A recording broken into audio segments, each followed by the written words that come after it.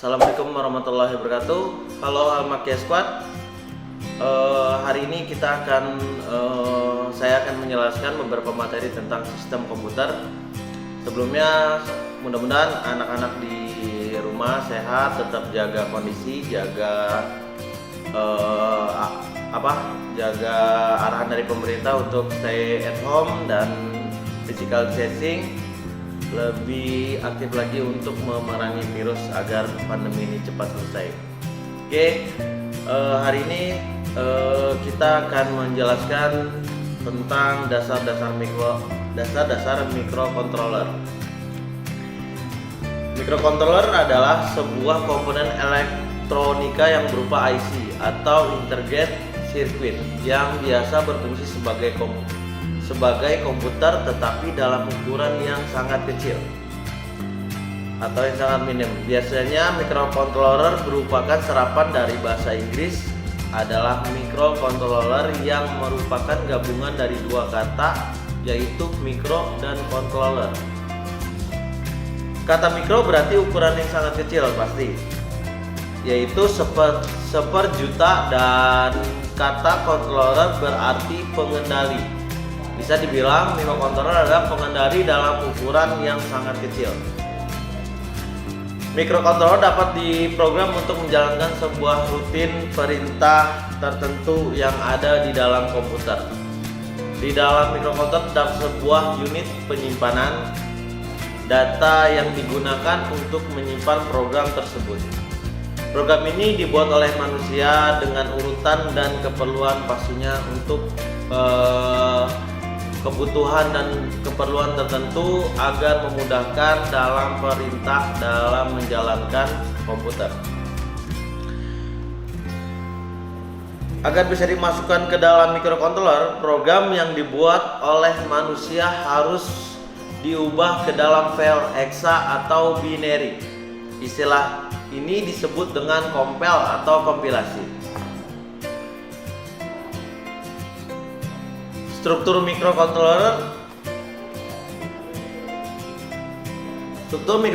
mempunyai unit pemproses data, unit penyimpanan dari port input atau output, port I/O. Unit pemproses data disebut juga dengan CPU, singkatan dari Central Processing Unit.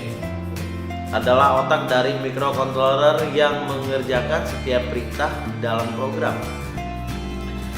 Kecepatan program dari CPU pada mikrocontroller ditentukan oleh besarnya clock yang dinyatakan dengan satuan Hertz atau biasa kita dengar dengan Hz. Biasanya dalam order megahertz atau MHz. Unit penyimpanan tersebut juga dengan memori adalah tempat untuk menyimpan data di dalam mikrocontroller. Ada jenis memori di dalam mikrocontroller yaitu RAM dan ROM. RAM adalah singkatan dari Random Access Memory, sedangkan ROM adalah singkatan dari Read Only Memory. RAM berfungsi menyimpan data selama mikrocontroller menyala dan pada proses menjalankan program. Jadi intinya RAM ini untuk menyimpan segala sesuatu yang dijalankan oleh mikrocontroller selama dia menyala dan memproses suatu program. Di dalam RAM akan hilang saat mikrocontroller dimatikan. Jadi di dalam penyimpanan RAM ini tidak penyimpanan secara permanen, artinya dia ketika mikrocontroller ini dimatikan atau di-shutdown, maka semua data yang ada di RAM akan hilang. Sedangkan ROM berfungsi menyimpan data yang lebih bersifat semi permanen. Di dalam ROM tidak akan hilang jika mikrocontroller dimatikan, namun bisa diganti dengan cara memprogram ulang. Ada dua jenis ROM di dalam mikrocontroller, yaitu flash ROM dan data ROM. Flash ROM berfungsi menyimpan file program microcontroller dalam bentuk hex atau bin. Yang tadi saya bilang dalam bentuk hex dan bin ini adalah hexadesimal dan binary. Sedangkan data ROM berfungsi menyimpan data selain program seperti data-data variabel dan konstanta. Di dalam microcontroller pun ada yang disebut dengan port, ada yang bisa berhubungan dengan dunia luar. Pada microcontroller terdapat dua jenis port, yaitu port input dan port output. Artinya colokan atau slot yang ada untuk mengkoneksikan antara perangkat yang ada di dalam dan perangkat yang ada di luar. Oleh karena itu, port microcontroller sering disebut juga dengan I/O port atau I/O port. Port input adalah terminal untuk memasukkan dari microcontroller. Cara kerjanya adalah mendeteksi kondisi port input bernilai high 1 atau low 1. Jadi yang terbaca hanya angka 1, yang tidak terbaca hanya angka 0. Kemudian memproses yang sesuai dengan kondisi port input tersebut. Port output adalah terminal untuk keluaran dari microcontroller. Hasil microcontroller yang terhubung dengan perangkat atau komponen lainnya akan dihubungkan melalui port output ini. Cara kerjanya adalah microcontroller mempunyai register yang mewakili port output, lalu menentukan nilai high 1 dan low 0 melalui register tersebut. Misalnya, microcontroller akan membuat port output high, maka program akan mengeset nilai resistor port menjadi angka 1 dan juga sebaliknya. Register pada microcontroller adalah sebuah tempat atau komponen virtual yang disimpan di dalam memori. Register microcontroller diumpamakan sebagai proses microcontroller atau CPU saat bekerja memproses data yang tersimpan dalam program memori. Register ini bekerja sangat cepat dan mempunyai alamat lokasi tertentu sebagai mengenal saat dipanggil. Jadi intinya port ini ada dua jenis, yaitu adalah port input dan port output. Yang pertama port input biasanya yang kita sebut untuk perangkat-perangkatnya itu bisa jadi keyboard, scanner dan lain-lain. Dan untuk port outputnya bisa kita sebut yaitu printer, monitor, speaker dan lain-lain. Memprogram microcontroller. Agar bisa bekerja, sebuah microcontroller harus diprogram terlebih dahulu. Tanpa ada program, microcontroller itu seperti mati karena tidak ada yang memerintahkan dan tidak bisa melakukan apa-apa. Saat kita membeli microcontroller baru, secara default berada dalam kondisi kosong alias tanpa program, kecuali kita membeli microcontroller yang sudah dilabeli atau terprogram atau terisi program seperti microcontroller pada televisi. Jadi setiap kita membeli televisi, di dalam microcontroller yang ada di televisi ini sudah disetting dan sudah diberi program agar untuk menampilkan suatu siaran-siaran yang ditangkap oleh antena yang dirubah menjadi layar. Program microcontroller dibuat oleh manusia menggunakan bahasa pemrograman tertentu seperti assembler, bahasa C, Basic, Pascal, Visual Basic dan lain-lain. Program ini dibuat dengan cara mengetikkan kode-kode program pada aplikasi text editor. Kemudian setelah semua kode ditulis dengan benar, maka kode-kode tersebut akan dikompil oleh sebuah aplikasi compiler sesuai dengan jenis microcontrollernya. Hasil dari program kompilasi ini sebuah file heksadesimal atau file binary atau .x dan .bit. Setelah berupa file hex atau bit, maka program siap untuk di-download ke microcontroller. Proses ini disebut juga dengan flashing atau downloading. Untuk melakukan proses ini kita memerlukan sebuah sistem flasher atau downloader microcontroller. Sebuah downloader umumnya terdiri dari software dan hardware.